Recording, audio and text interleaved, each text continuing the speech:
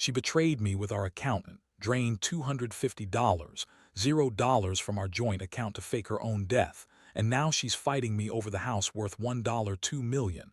How do I even begin to trust that this nightmare is real? Hello everyone. Dear listeners, please share your thoughts in the comments section below. And don't forget to like, share, and subscribe. Now, let's begin the video. Using a throwaway for obvious reasons, with certain specifics modified to preserve anonymity. I never thought I'd be the guy sitting here, typing out a story about my wife betraying me with our accountant and draining $250,000 from our joint account to fake her own death.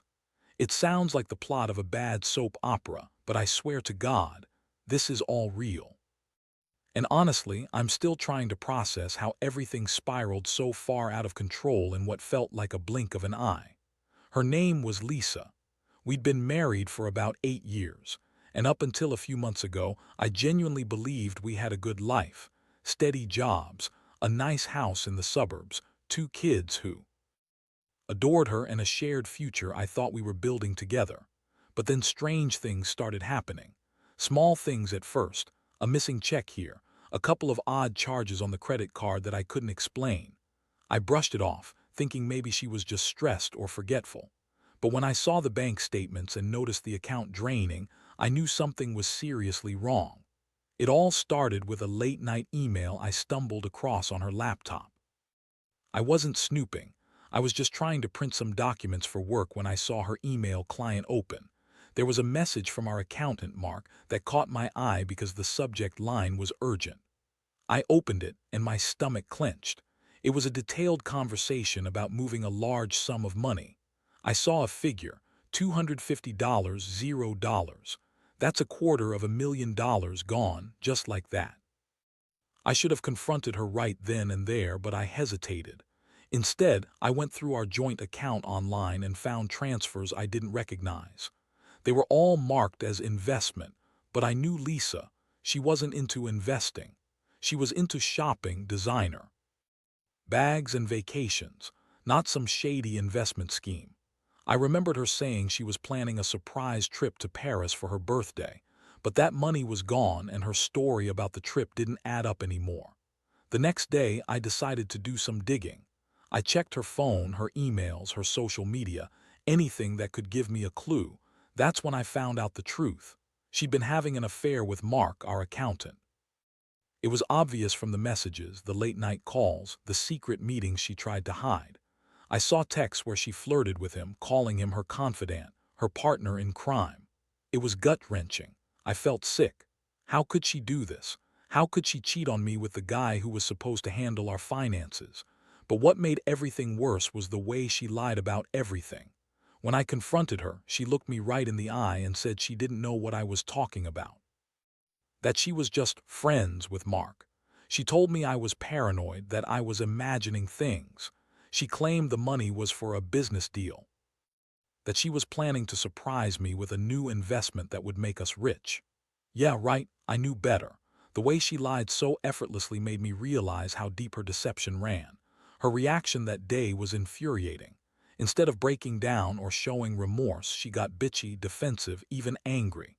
She yelled at me, told me I was overreacting, that I was jealous and insecure, that I didn't trust her.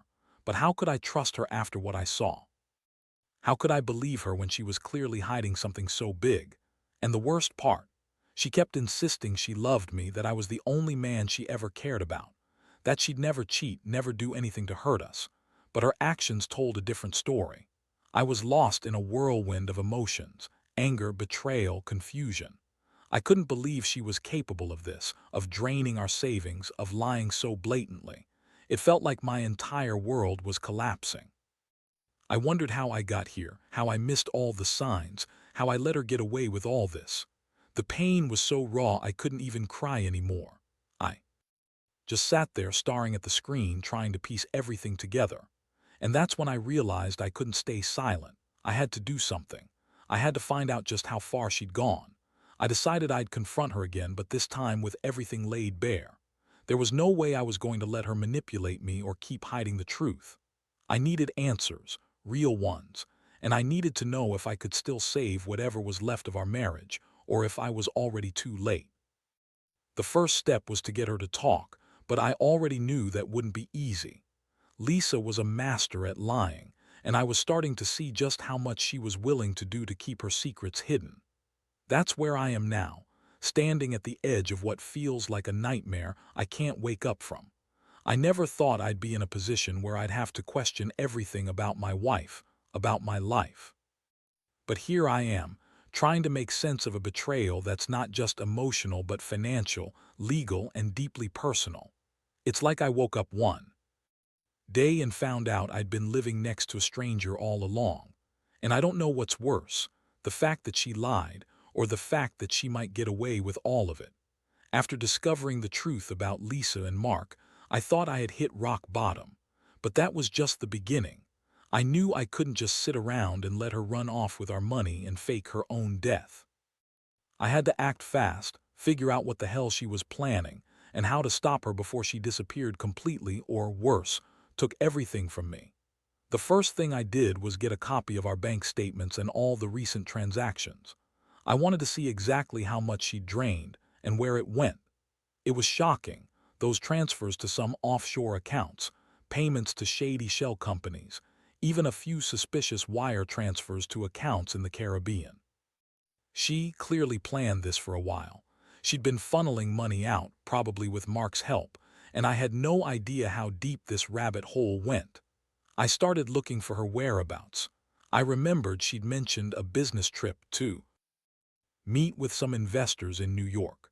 But when I called her office, her assistant said she'd canceled her trip at the last minute, claiming she was under the weather. That didn't add up.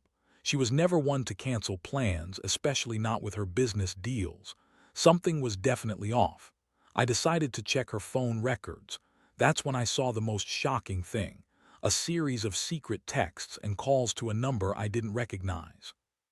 It was in her recent call log, and the timing coincided with her supposed illness. I looked up the number, and to my horror it was registered to a woman named Jessica, who was apparently a private investigator. I couldn't believe it.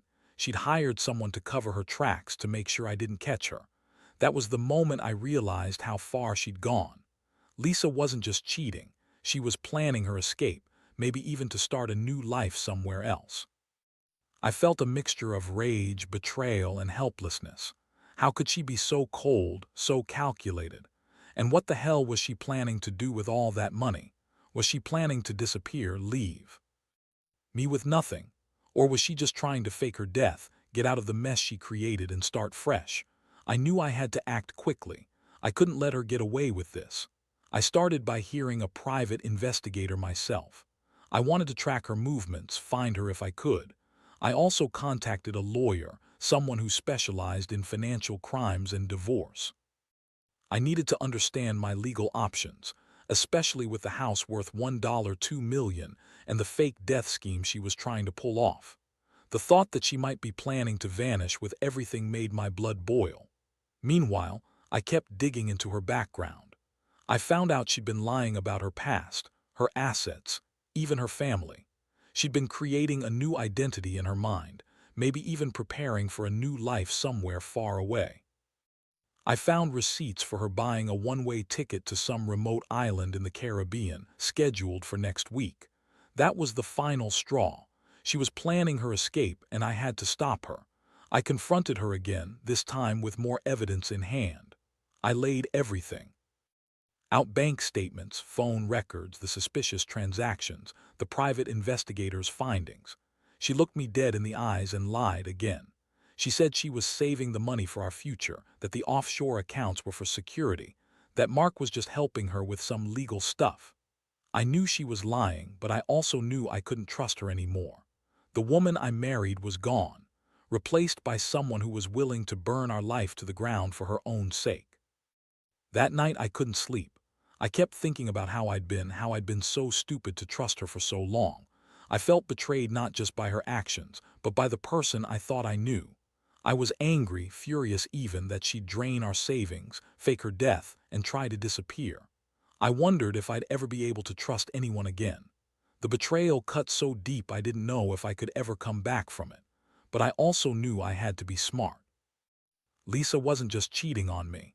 She was orchestrating her own escape from a life she no longer wanted. And I was left to pick up the pieces. I couldn't let her walk away with everything, not without a fight. I started planning my next moves, consulting with legal experts, preparing for a showdown, and making sure I had all the evidence I needed to stop her from pulling any more stunts. One thing was clear: this wasn't just about money anymore. It was about trust, betrayal, and survival. I had to protect what was mine and figure out if I could even trust her anymore. Part of me still hoped there was a way back, that maybe she was just confused or scared. But deep down, I knew she'd gone too far. The woman I thought I married was gone, and I was left facing a nightmare I couldn't wake up from. I thought I had seen everything, but then Lisa took it to a whole new level. After I gathered all the evidence, hired the investigator, and confronted her with the truth, I expected some kind of reaction. Maybe guilt, maybe tears, maybe even a confession. But what I got was pure, unfiltered bitchiness. She snapped at me like I was the one in the wrong, calling me paranoid, accusing me of spying on her, and insisting she was the victim here. She sat there, cross-armed, sneering at me as I laid out the mountain of proof I had compiled. She looked at me with this icy glare and said, "You don't understand what I was doing, and honestly, I don't owe you any explanations. You're just jealous because I was smart enough to protect us from losing everything." That's when I realized she was trying to spin it, to make herself look like the victim, even as she was caught red-handed draining our account and planning her escape. She kept telling me she loved me, that I was overreacting, that she'd never do anything to hurt me or our family. But her words rang hollow. How could she say she loved me when she'd been lying, cheating, and secretly planning to run away? Her entire demeanor was bitchy, dismissive, like I was bothering her with my concerns. I couldn't believe how cold she'd become, how easily she dismissed all the pain she'd caused. The worst part was her denial. She insisted the money was for a business opportunity, that Mark was just helping her secure a loan, that she was trying to protect us from some financial disaster she'd uncovered. She said she'd never cheat on me, that Mark was just a trusted accountant, and that I was reading too much into their interactions. But I knew better. I saw the texts, the calls, the secret meetings. There was no way she could spin that into something innocent. I felt a surge of rage. How could she lie so effortlessly? How could she pretend to be the victim when she was the one screwing everything up? I wanted to shake her, scream at her to tell the truth. But instead I just sat there, fists clenched, trying to hold it together. My mind was racing with questions. How long had she been cheating? Did she plan to leave me with nothing? Was she really going to disappear, fake her death, and start a new life somewhere? The thought made me sick. I realized I couldn't just confront her and hope she'd come clean. I needed leverage, something that would make her think twice about running off. So I called my lawyer again, told him everything I'd uncovered, and asked what my options were. We discussed the possibility of a restraining order, freezing her accounts, and even filing for divorce on the grounds of financial betrayal and infidelity. I also mentioned the fake death scheme she was planning. That was a whole other legal nightmare. Meanwhile, I kept my cool on the outside, but inside I was boiling. I started documenting everything: screenshots of her texts, copies of bank statements, witness statements from the investigator. I wanted to make sure I had irrefutable proof. I knew she was cunning, and I had to be smarter. If she thought she could just walk away with everything, I'd make damn sure she paid for it. That night I sat alone in our house, staring at the ceiling and replaying everything. The betrayal cut so deep I wondered if I'd ever trust anyone again. I kept asking myself, how did I not see this coming? How could I have been so blind? She always said she loved me, that she was loyal, but her actions proved otherwise. She was willing to drain our savings, lie to my face, and plan her escape while I was clueless. And then I thought about the house, our biggest asset. It was worth $1.2 million. She was fighting me over it now, claiming she deserved half because she was entitled to a share of everything she helped build. That made me laugh bitterly. She didn't help build anything. She was busy betraying me and planning her getaway. But she was ruthless, and she knew how to manipulate the legal system. She was trying to turn everything around and make me look like the bad guy. I knew I had a tough fight ahead, but I also knew I couldn't let her get away with this. not without consequences. I started thinking about the revenge, about how I could make her regret every lie, every betrayal, every dollar she stole.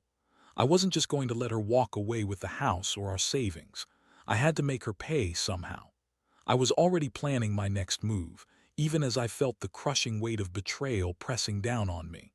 I kept telling myself I'd be okay, that I'd come out of this stronger.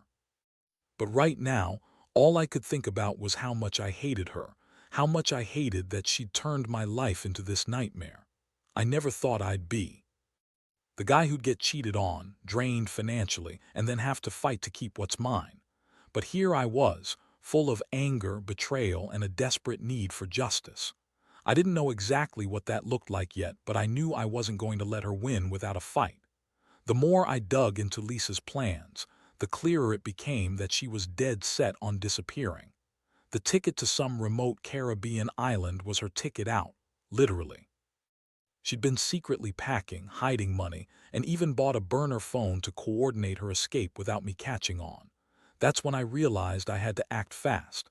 She was trying to leave everything behind, including the house, the life we built, and me. I reached out to a private investigator again, asking him to track her movements. I needed to find out where she was, what she was doing, and whether she was truly planning to run. Within days, he had eyes on her. Turns out, she'd flown out of the city early one morning under the guise of a business meeting. But instead of heading to her supposed meeting, she checked into a small, secluded resort on the coast. No doubt she was trying to lay low, get her affairs in order, and finalize her escape plan. The moment I saw that, my blood boiled. I knew I couldn't just sit back and wait. I had to do something, something smarter than just confronting her again.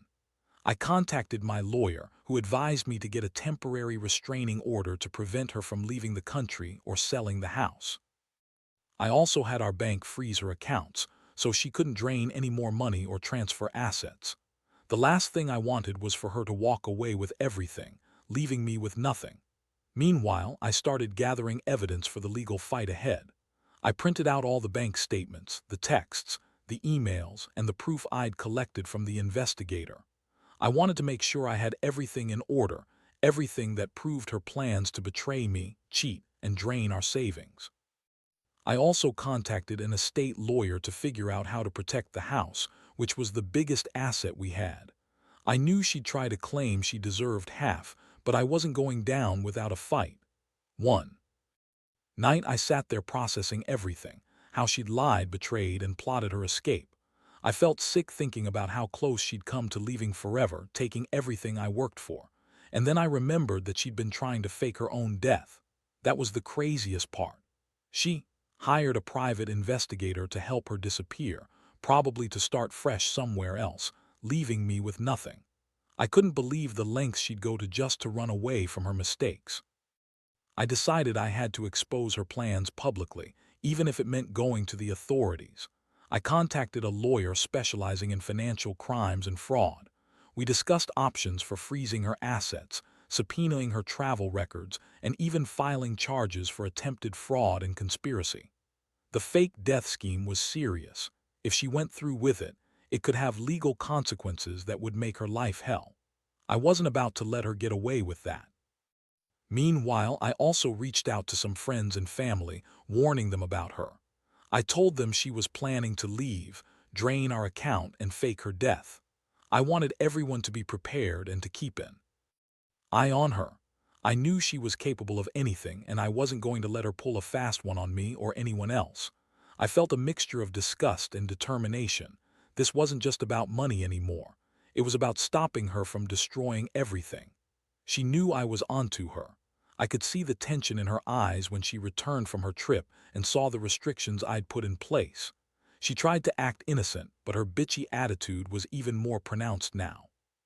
She snapped at me, accused me of controlling her, and said I was crazy for suspecting her. But I didn't care.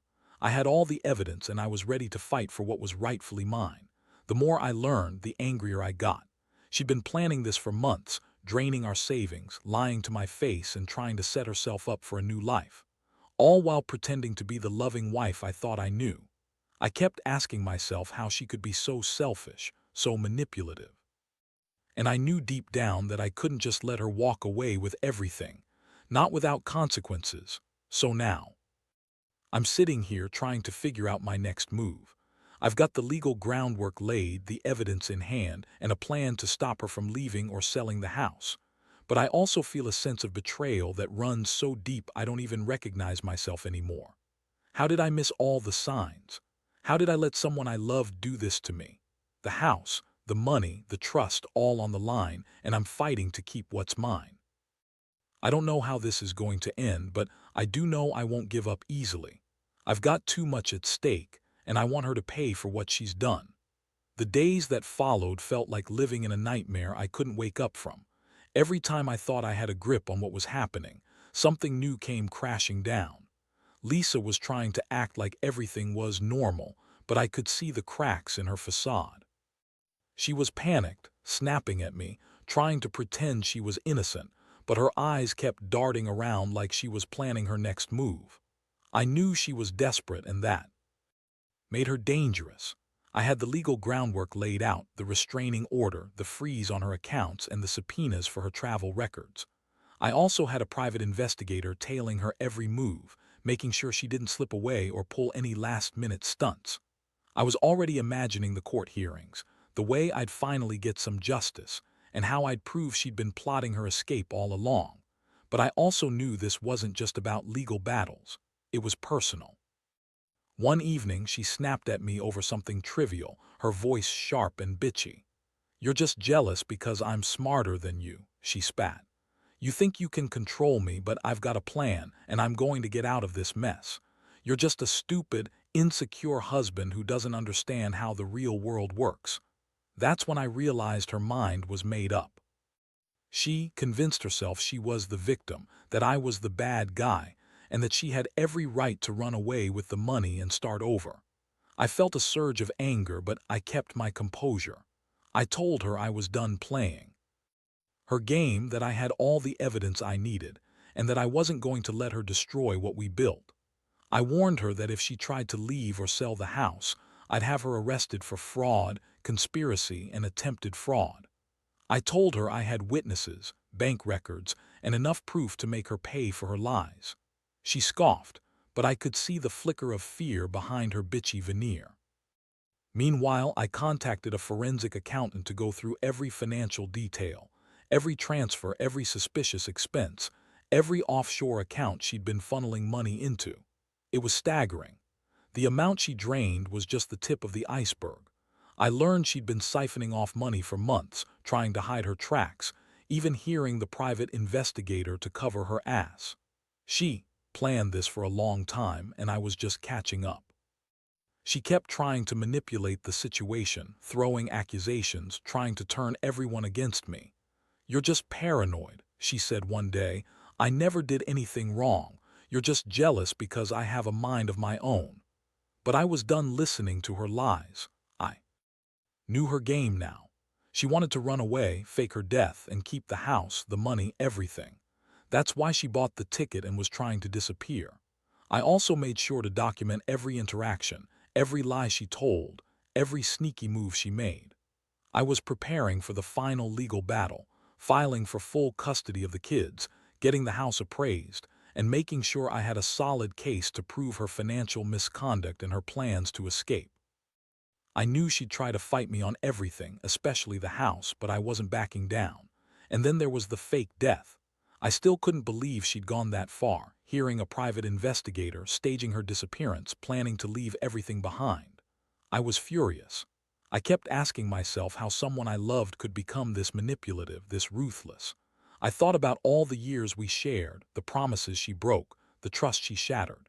It was like I was mourning someone I never really knew. Now I was in a war, not just legal but emotional. I couldn't sleep at night, wondering if she'd really gone through with her plan, if she'd left the house, the kids, everything behind to start fresh somewhere else. I thought about the house, our biggest asset, and how she was fighting me over it, claiming she deserved half because she'd helped build it. But she hadn't helped build anything. She'd been plotting her escape the whole time. That realization made me more determined than ever to fight for what was mine. I also started to see her true colors, bitchy, manipulative, willing to lie and cheat her way out of everything. She was trying to turn the situation around, make me look like the bad guy, but I knew the truth. I knew she was the one who betrayed me, drained our savings, and tried to fake her death. I was done feeling guilty or confused. I was ready to take her to court, to make her pay for her lies and to finally get some closure. But I also knew this was just the beginning. The real fight was still ahead. She'd fight tooth and nail for the house, for the money, for her freedom. And I had to be prepared for whatever she threw at me next.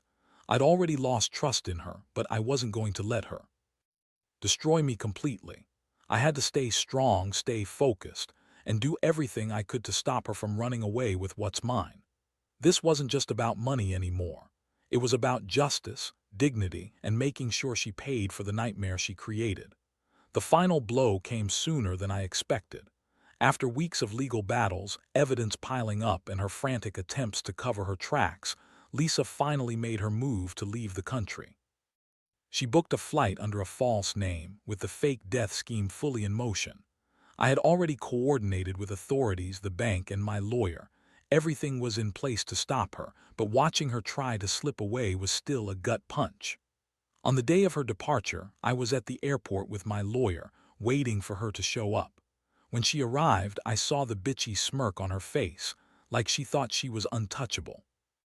She was convinced she was going to get away with everything, leave the house, the money, and her life behind. But I wasn't about to let that happen. As she tried to check in, the authorities stepped in. They detained her for fraud, conspiracy, and attempting to fake her death. It was a surreal moment. All the lies, the betrayal, the draining of our savings, the fake death, all of it caught up with her. And in that instant, I felt a strange mixture of relief and anger. Relief that I finally had her cornered, and anger that she'd put me through this hell. She screamed and yelled, calling me every name in the book, but it was hollow. I knew her game now. The court proceedings that followed were intense. I presented all the evidence: bank statements, texts, emails, witness testimonies from the private investigator. The judge saw through her lies and ordered her to pay back every dime she'd stolen, plus damages for her fraud and betrayal. The house was awarded to me, and she was barred from selling or transferring any assets until the case was resolved. It was a long, exhausting process, but I finally felt like I was getting some justice. Lisa's attempt to fake her death was the most shocking part of it all. The authorities found her hidden in a remote cabin near the coast, trying to start a new life. She bought a new identity, a new set of clothes, and even had some cash stashed away. But her plans were cut short. The legal system caught up with her and she faced serious charges. I felt a strange sense of closure, knowing she was finally being held accountable. In the end, I was left with the house, the money I managed to recover, and a shattered sense of trust. I realized that sometimes love and trust can be so fragile, and betrayal can come from the most unexpected places. I learned that people are capable of doing terrible things when they're desperate or selfish enough. But I also learned that justice can prevail, even when it feels like everything is falling apart. Moving forward, I've become more cautious, more guarded. I don't trust easily anymore, but I do appreciate the value of honesty and loyalty. My kids are still adjusting, and I'm trying to rebuild my life, piece by piece. I know I'll never forget what happened, but I refuse to let it define me. I've learned that sometimes you have to fight for what's right, even when the odds are stacked against you. And to anyone out there going through something similar, trust your instincts, gather your evidence, and never let someone betray you without consequences. Because the truth always comes out, and justice has a way of catching up, no matter how long it takes. I may have lost a lot, but I gained clarity, strength, and a hard-earned lesson that I'll carry with me for the rest of my life.